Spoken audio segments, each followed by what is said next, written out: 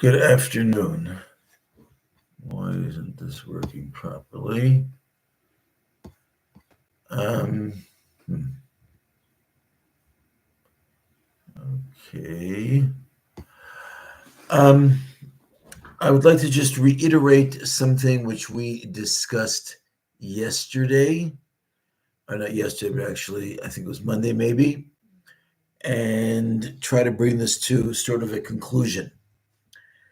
I mentioned at the time that there was something I noticed about the story of Rebbe Shimon bar Yochai in the cave that I have not found any of the commentators picking up on it.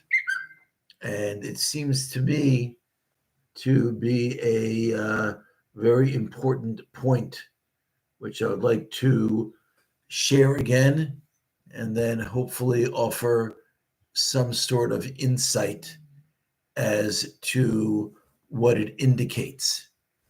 And that is that in the beginning of the story, when Rebbe Yehuda praised the Romans, he praised the Romans for three things. He praised them for, in order, they built markets, they built bridges, and they built bathhouses.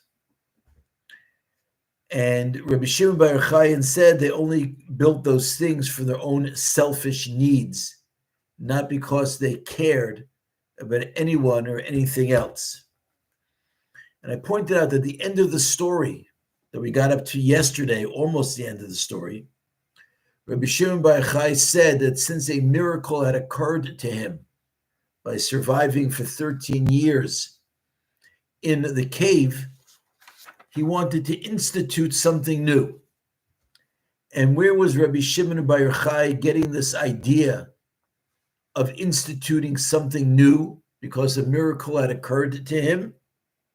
He invoked Yaakov Avinu, that when Yaakov managed to escape after more than 2 decades of living in the house of Lavan, it says Vayika and Eschelka Seir, and the Gemara understands that Yaakov instituted something. And in the Gemara, there's a machlokes, a disagreement about exactly what he instituted. Rav says he instituted a coin, which I see as being an analogous to building the bridges, because they built the bridges, at least according to Rebbe Shimon bar Yochai, in order to collect taxes. They built markets, and they also built bathhouses. I'm sorry, Rebbe Yaakov Avinu either instituted a coin, or Yaakov Avinu instituted the building of bathhouses, or Yaakov Avinu instituted the building of a market. And so two of those three are identical to what had been discussed at the beginning of the story about what the Romans built, and Rebbe Shimon bar Yochai criticized them for building it. And the third one, I see a lot of connection also. It was the Romans taking charge of the monetary and fiscal control of the economy. And I think that the point is as follows, that this was Rebbe Shimon bar Yochai's way of acknowledging that he had been wrong for criticizing the Romans to begin with. And the whole process of this story is all a process of tshuva on the part of Rebbe Shimon bar Yochai. Before he and his son entered into the cave, he was very free with his willingness to criticize the Romans and to look askance upon their behavior. Even when he and his son came out of the cave for the first time, they were still glancing in a critical eye on the behavior of other people. It was not until he got back to the cave for another year, we discussed this extensively beforehand, that he was finally able to come out and to view everything in a positive manner. and his deciding to follow in the footsteps of Yaakov Avinu, who had either instituted coinage or instituted markets or instituted bathhouses, this was Rebbe Shimon bar Yochai's way of saying that I was wrong for criticizing the Romans for those things. Making sure that there's a government that takes charge of the monetary and fiscal responsibilities of a government, that's the right thing to do. A government that makes sure that there is commerce so people have food to eat, that's the right thing to do. Even, by the way, if there are some ulterior motives, that doesn't make a difference. That's what people need in order to live. And a government that builds bathhouses in order that people are able to live their lives with proper hygiene, that is also the right thing to do. And therefore, I want to suggest that the end of this Gemara is expressing the tshuva of Rebbe Shimon bar Yochai and his regret for his initial negative, critical attitude. And the fact of the matter is that I think that this is bolstered by the fact that when Rebbe Shimon bar Yochai was in the cave for 12, 13 years, he suffered for the lack of at least two of those three things. Okay, yes, a miracle occurred and a carob tree grew outside of his cave and a stream started flowing by. So therefore he had both the food to eat and water, but he was in survival mode when it came to his sustenance.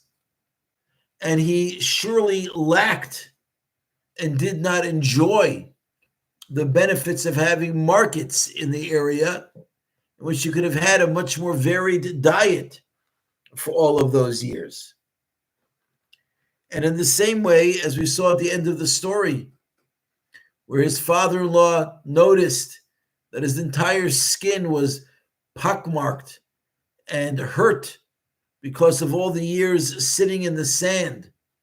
And they had to sit in the sand naked because they had no way to properly wash their clothing. Clearly, they lacked all of that time, the opportunity to experience proper hygiene.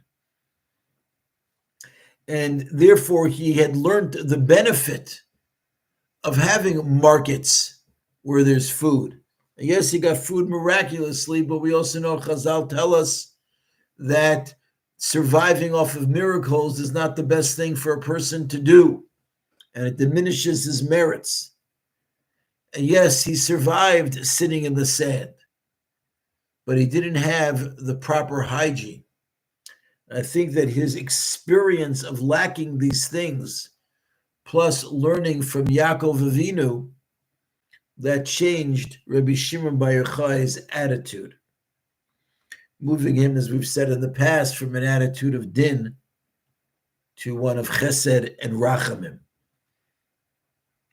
And furthermore, I'll also point out that we had mentioned a while back that the Chidushei Harim draws an analogy between Rebbe Yehuda, Rebbe Yossi, and Rebbe Shimon in this story, and the Shvatim, the sons of Yaakov Avinu, Yehuda, Yosef, and Shimon.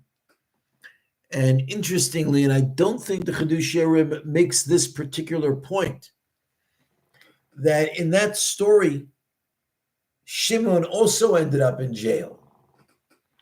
Similar to Rebbe Shimon bar Yochai over here, having to end up in a cave for 12 years in order to hide from the Romans.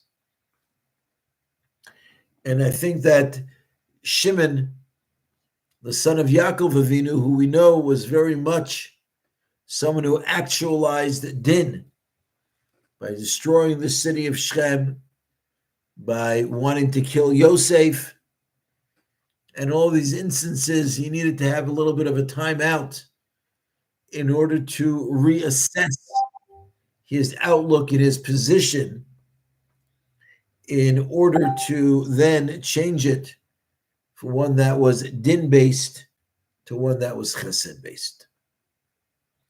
And once again, the shir was sponsored in memory of Chana Devora Bas Avram.